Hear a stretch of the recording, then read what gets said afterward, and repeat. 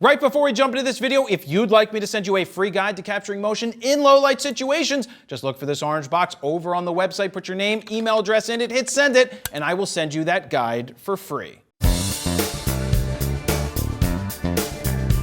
Jared Polin, FroKnowsPhoto.com, and this is a review of the Tamron 28 to 200 millimeter variable aperture 2.8 to 5.6 lens for Sony E Mount Cameras. Now, I took this out on 2 different photo shoots to photograph 2 different types of kids. One wasn't mine. The others weren't mine either. They just were my niece and nephew, so by proximity, they're kind of mine because they're in my family. But what I did is I photographed in the garden at the factory, little Dan, Daniel's son. Daniel's son, that's funny. Little Dan. And then the next day, I photographed my niece and nephew playing around in their backyard to try this lens out at 28, to try it out at 200, to see how the autofocus was, to see how the image stabilization was, of which there is none. So there was no good image stabilization in this lens because that's really not what it's built for. This is one of those lenses that a consumer who has an A7 III is going to want the one lens that almost rules them all. It's not a full rule them all lens because it's 28 to 200. It's not 28 to 300. It's not 28 to 400. But it comes in a super small and dainty light package just like this. It weighs in at only 1.27 pounds or 575 grams. When you do zoom it out, you do get a little bit of protrusion like this. Look at this, boop, whoop, whoop, whoop. But it is still a small lens. It's smaller than some of the 70 to 300s from other companies that I've seen. Now, it has a 67 millimeter filter thread, which matches basically everything that Tamron has been doing over the last year or two, especially on their mirrorless camera lenses. Now, Tamron has spent more time making compact lenses like the 17 to 28 2.8, this type of lens, the 70 to 180 2.8, whereas Sigma on the other side seemed to have raised the bar and goes to those super high quality 1.2s, 1.4 type lenses. Tamron has taken the other approach and has more affordable but interesting type of lenses. Now, if you're into aperture blades, which I actually don't give a shit about aperture blades, there are only 7 aperture blades in this versus 9 in some of the other lenses. The reason people make a big deal out of that is they talk about the smooth, buttery bokeh in the background, which is what I just said. I don't care. Does the lens do what I need it to do? People buying this lens don't know anything about background blur or background bokeh. They're most likely shooting this on full auto, and the camera is going to do everything for them, and they're just going to zoom and take pictures at Walt Disney World of Mickey. Hi, I'm Mickey Mouse. Oh, Minnie, how are you? I'm good, Mickey. Would you like to go behind the castle? Okay. You know, that's what they're out there for. And then Goofy's like, oh, can I join? And that's Goofy. All right, let's get to some pictures. So I photographed little Daniel in the garden at the factory, being that the parks are mostly closed around here still because of lockdown, which is being lifted. We were playing in the garden because Daniel was doing gardening, and then little Daniel was digging up all of the work that Dan did. But here we are. This is where 28 comes in handy, because if this was just a 100 to 400 or a 70 to 300, you would not be able to get the wide angle type of shots just like this. I was at 1/2500th of a second at f2.8 ISO 500. Now, some people may say, why were you at such a fast shutter speed and a high ISO? You could totally drop that. I'd be like, yeah, I totally could, but watch this. What you're seeing is me going from 28 zoomed into 200. Look how much light I am losing. That's why I'm at 1/2500th of a second at 2.8 at 500 ISO, because as I zoom in, the aperture starts to change on this lens from 2.8 to 5.6, which means you need a higher ISO to compensate for that shutter speed. You're losing light, the shutter speed goes slower. Let me put this on the body real fast and show you what's going on here, because I know a lot of people want to see where's it 2.8 and where's it not 2.8. So we're going to go through this right here. I'm going to throw this on, line it up. Oh, and by the way, it still goes on pretty tight. Most of the Tamron lenses feel like they seed pretty tight to the body versus the Sigmas and the Sonys, which just seem to pop right on. In terms of the zoom ring, it doesn't feel that tight. It feels pretty normal when you go ahead and zoom it like this. And by the way, there's a lock switch on the side. I guess if you're traveling and you don't want it to protrude, you can just go ahead and lock it. There is no actual switch to go from manual to autofocus. You have to do that inside of the body. And if you wanted to do manual focus, this is your manual focus ring. It doesn't control anything other than the focus, whereas some of the newer lenses, the higher end ones from like Nikon and Canon, they do allow you to make this a control ring to control different things. All right, so right now I'm at 28 millimeters and I'm at 2.8. As I zoom in, I'm still at 2.8 at about 31-ish to 32 millimeters. And then from 32 millimeters to right here, let's see. So it looks to be about 45 millimeters. We're at 3.2. And then once I pass that, I'm at 3.5. Then I go to f4 between 50, so about 60 millimeters, 4.5 right under 100. And then 5 is at just under 135. And then it goes to 5.6 all the way out about 140 millimeters to 200. So it's always changing. That's the difficult thing about variable aperture lenses, is that for amateurs, most of the people buying this are going to be amateurs. They're going to leave this in the auto modes, the aperture priority, or just full auto, so it's controlling ISO and changing for them. I like to shoot manual because I have more control over how the camera's going to work. Let me cut in here real quick and let you know that the images that you're seeing on the screen right now were taken with this lens and edited using FroPack 2. If you're looking to speed up your raw workflow or give yourself a great starting point, we created 15 all-new custom Lightroom presets that you can check out right now at FroKnowsPhoto.com/FroPack2. While you're over there, you can play with the sliders to see the befores and the afters, and if you decide to pick them up today, they are currently on sale for a limited amount of time, or you can save even more when you pick up FroPack 1 and FroPack 2 as the FroPack bundle. Now, let's get back to the video.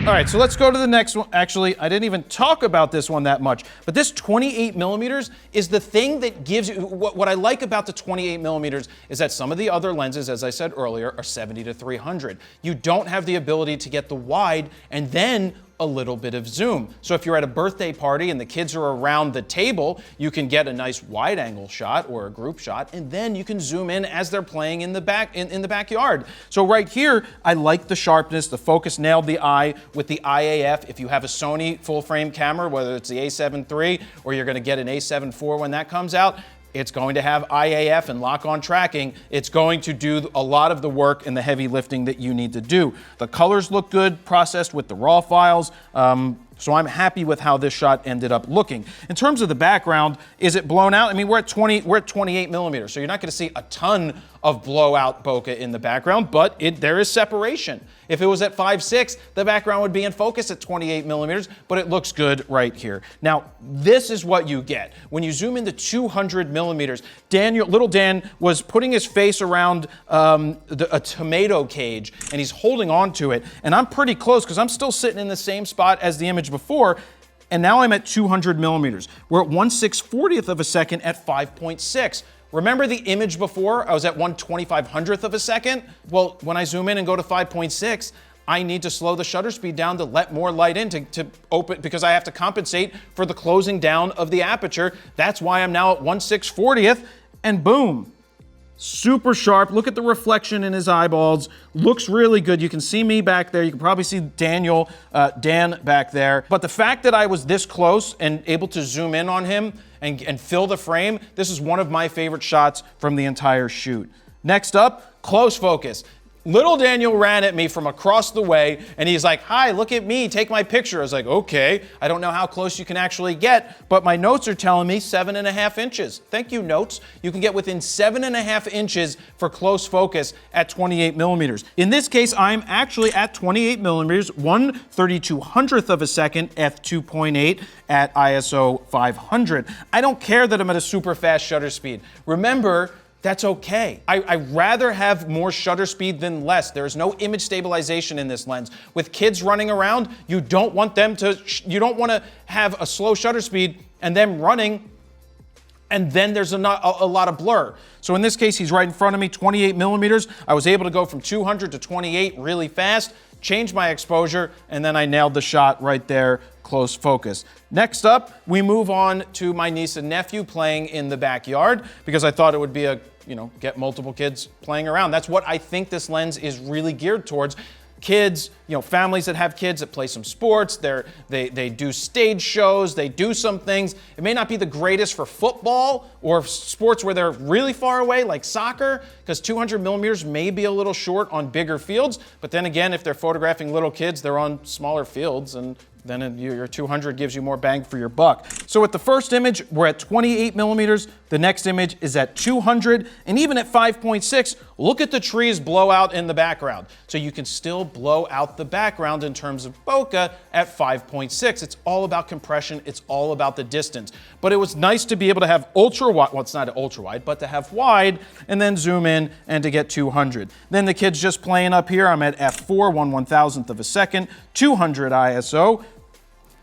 Focus was okay. Like I said earlier, it's not the most blazingly fast autofocus as compared to using a high-end Sony or one of the high-end Sigma lenses or even some of the higher-end Tamron. In this case, it focuses.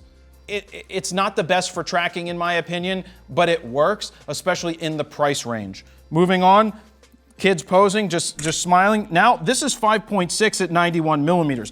I must have bumped my aperture and was in the wrong place because usually I'm just wide open the whole time. And as you zoom, it goes from 2.8 to 5.6. And as you zoom in between, it changes. In this case, for whatever reason, it was at 5.6.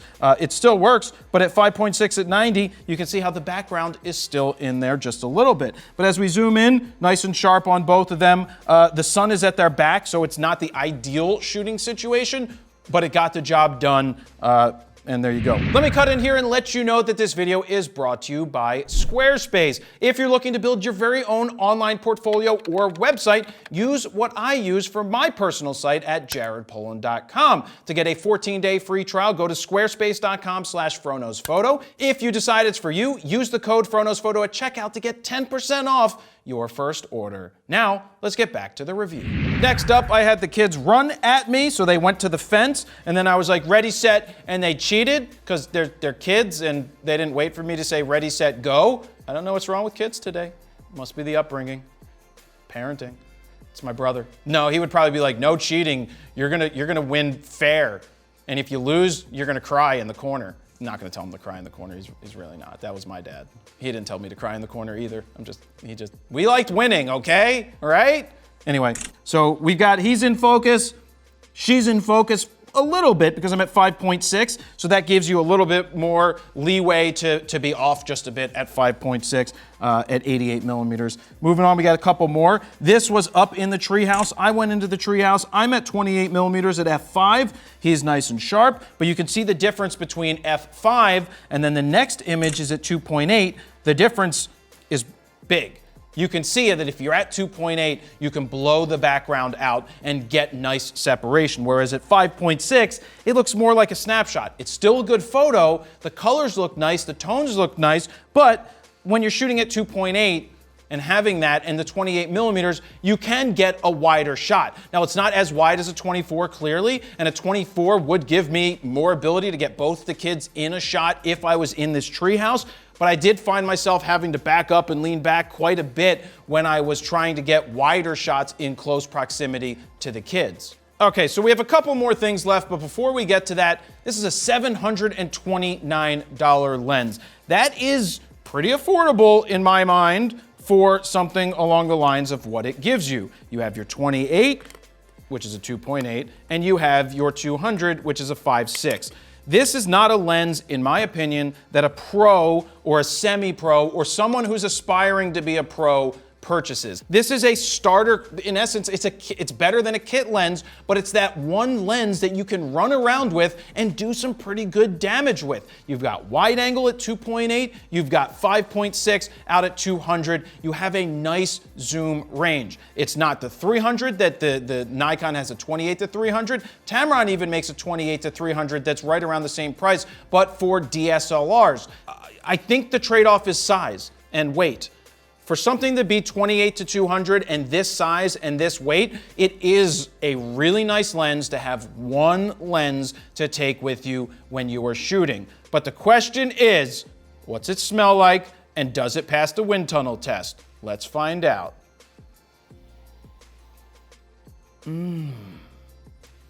Wet cardboard.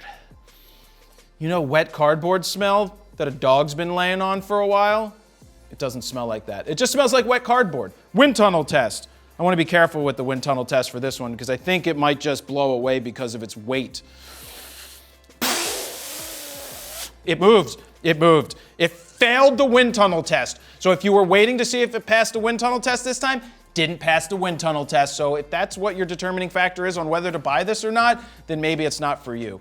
But look, if this is for you, you can check the links down below to go to Alan's Camera to pick one of these bad boys up, or go to alanscamera.com/fro. That's my link that tells them that, you know, I sent you and that you're supporting a mom and pop store. So what do you guys think? You can download sample images over on the website. You got raw files to play with to see if you like it, to see if you don't like it. Is this a lens that you would purchase? Why or why not? Let me know down below in the comments. Don't forget to like, share, comment, and also subscribe. Hit that subscribe button so you don't miss any of the videos that I put up. And if that bell is there, ring that bell so you get notifications when I post new videos. Thank you very much for watching. Jared Polin, FroKnowsPhoto.com.